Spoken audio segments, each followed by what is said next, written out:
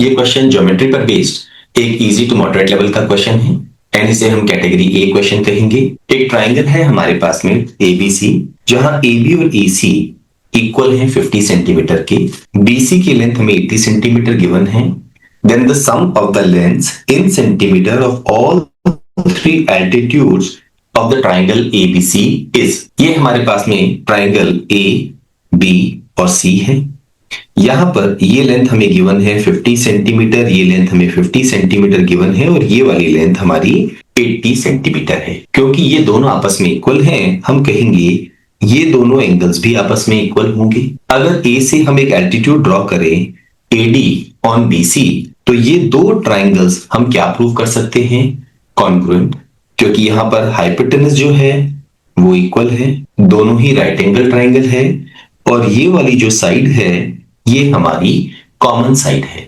इसका मतलब है ये दोनों कॉन्ग्रुएंट हुए। कॉन्ग्रुएंट होते ही ये और ये आपस में इक्वल होंगे।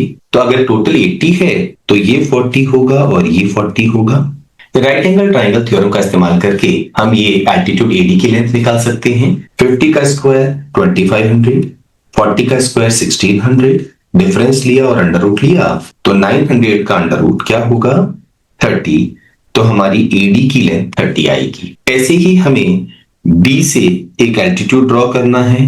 लेट अस से ये है बी ई, और सी से भी एक एल्टीट्यूड ड्रॉ करना है, ये है सी एफ।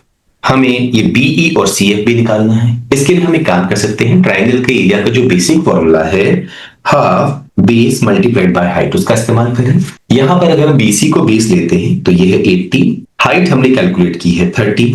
ऐसे ही अगर हम बेस ले लेते क्या AC, तो हाइट क्या हो जाती? BE।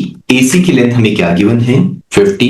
So we can see कि यहां से जो CF की लेंथ होगी वो भी सेम होगी BE के, क्योंकि यहां पर बेस जो है वो दोनों ही केसेस में सेम है। तो हम BE की वैल्यू निकाल सकते हैं। ये 2 कैंसिल हो गया, 2400 अपॉन 50 करेंगे तो BE is equal to CF is equal to क्या आ जाएगा?